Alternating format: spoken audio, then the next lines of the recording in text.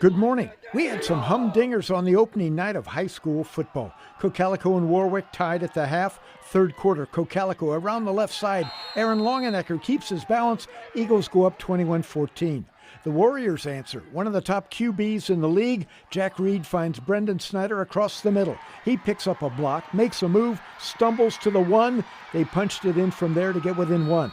But the Eagles would then pull away. It's Longenecker again, starting right, reversing his field, weaving his way back through the Warriors. He picks up a convoy and motors 54 yards for the TD.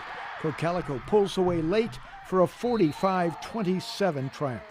It was a somber night at Conestoga Valley, where the Bucs paid respects to former teammates Tyler Zook and Tyrese Smith, who died this summer. CV hosting Penn Manor, the Comets break loose early on. Jonathan Osman around the right side, down the sidelines, and the Comets are cooking. Moments later, quarterback Eli Warfel keeps it and finds the end zone. Penn Manor would eventually go up 13-zip. Back come the Buckskins. McCoy Nisley to Jeff Fisher on the slant. CV's within 6, but the Comets pull away in the second half for a 27-13 victory. Dallastown took a 13-0 lead on Hempfield, but the Black Knights rally. Second half, Hempfield quarterback Jackson Landis on the keeper. His third score of the night, Hempfield's in front. Then the Knights backed up to their own 4-yard line. Grant Hoover breaks loose. Nice spin move, and he gains 64 yards. That would lead to a booming 47-yard field goal by Cannon Briscoe. Hempfield scores 30 unanswered points and rolls past the Cats 30-13. Columbia and Eastern York reviving their rivalry, and it's a bitter one.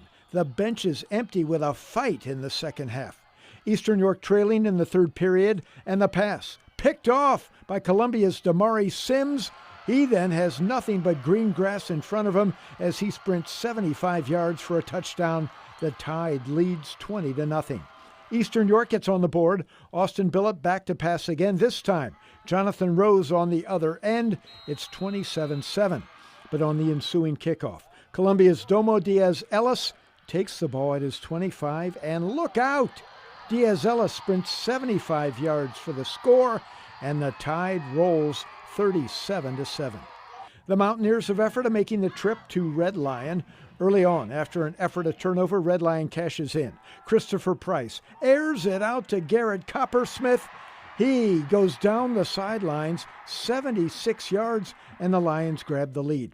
Second quarter, Ephrata's Andre Weidman, one of the top backs in the Susquehanna Valley, carrying the load, picks up 36 yards, but the drive would stall.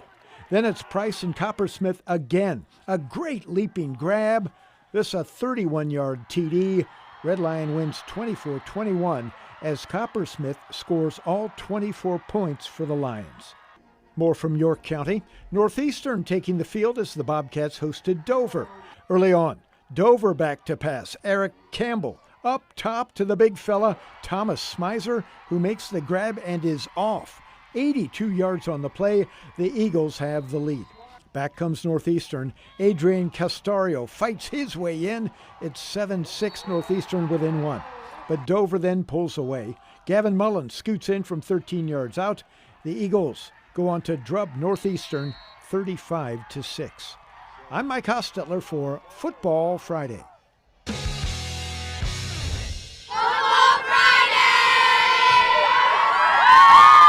The Cumberland Valley cheerleaders welcoming us to our Wendy's Football Friday game of the week. A couple of Susquehanna Valley heavyweights duking it out, Manheim Township and Cumberland Valley. The two sides returning to the field after a 90-minute rain delay at the start of the third quarter. Manheim Township had a 2017 lead. They take the second half kickoff and drive it right downfield. Hayden Johnson to Landon Cannell. Great grab at the sideline, out of bounds at the 2. And then moments later, that same duo will hook up again. Cannell just stretching into the end zone for the score, and Manheim Township's up 10, 27-17. Late third quarter now, Manheim Township punting, and it goes to J.D. Hunter at his 18-yard line, picks it up, cuts to his left, picks up some blocking on the sidelines, and then turns on the Jets. 82 yards for the touchdown. Cumberland Valley is within 3 at 27-24. Same score, fourth quarter now. Cumberland Valley with the ball. It's Isaac Signs lofting it up, and there's that man Hunter again behind the defense and gone. 70 yards, 31-27. Cumberland Valley takes the lead. Manheim Township is not done. They drive down, get a first and goal at the 2, but the CV defense holds firm. 4 straight stops, capped by this Ty King sack, and Cumberland Valley pulls out a thrilling 31-27 win on opening night. Next door neighbors Carlisle and Mechanicsburg squaring off in their traditional season opener. First quarter, Carlisle coming with some defense. It's Leighton Schmick dropping the ball carrier in his tracks. Carlisle gets the ball back, and they're driving, but there's a fumble, and it's recovered by Seth Brubaker, number 12. Hold that ball up proud. Mechanicsburg stops the Carlisle drive, but the Thundering Herd come right back down the field. Jeremiah Hargrove powers in from the 3 to make it 7-0, and Carlisle leads wire to wire in a 28-14 victory. Cedar Cliff and Shippensburg in a rematch of a district game won by the Colts 10-7.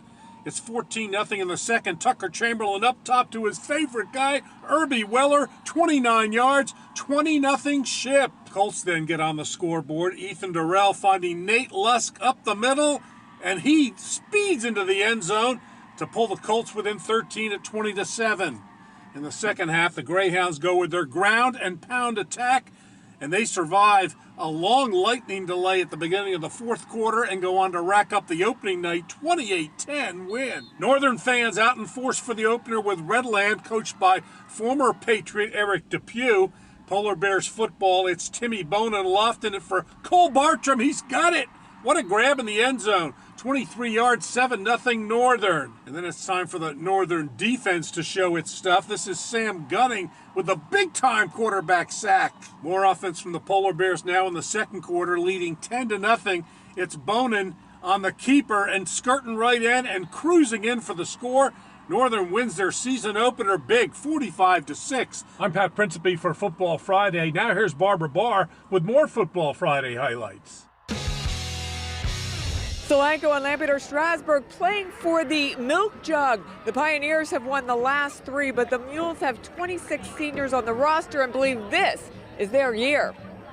Pioneers leading 35-28 in the fourth. Solanco at the doorstep. Cole Harris bulls his way in. It's 35-34. The two-point conversion fails. LS looking to score and put the game away. The snap goes awry, and the Mules recover. Solanco would put together another long drive. Under a minute to go at the 5-yard line. Elijah Cunningham around then. He scores standing up. It's 40-35. Solanco with 21 seconds to go. LS quickly moves down the field behind Carson Coleman. 2 gigantic plays. Look at him go down the sidelines. The stiff arm, he's out of bounds inside the red zone. 2 seconds left. LS with one final chance. Trenton Wagner looking for the end zone. Will they get it? The miracle play knocked away. It falls short. Solanco holds on for a thrilling 40-35 win over LS to win the milk jug. Lancaster Catholic hosting York Catholic. Crusaders looking to get back in the Fighting Irish for the loss last season. It's York Catholic kicking off, and that's Javion Parker getting the ball at his 10-yard line behind a wall of blockers. And look at this. He finds a seam straight up the middle. They're not going to catch him. He's going to go 90 yards. What a way to open the season. They get a 2-point conversion. It's 8-0 Crusaders. They're threatening again in the first half. Will Cranford rolling out, hits R.J. Gonzalez. Touchdown Crusaders. They're leading 14-0, looking to spring the upset when the Fighting Irish try to mount a drive at the end of the first half. That's LeVan McFadden. Watch this run. Breaks a tackle there. He was also playing on an injured leg at this point. Down the sidelines, nifty cutback, breaks another tackle and another one before he's finally knocked out of bounds at the 20-yard line. What a run as they look to try to get back in the game. A deep pass here. But after this, the Crusaders defense would stiffen, force a field goal, which it gets blocked, and return for a touchdown. Lancaster Catholic holds on to beat York Catholic 22-14. Barbara Barr, WGAL News 8 Sports.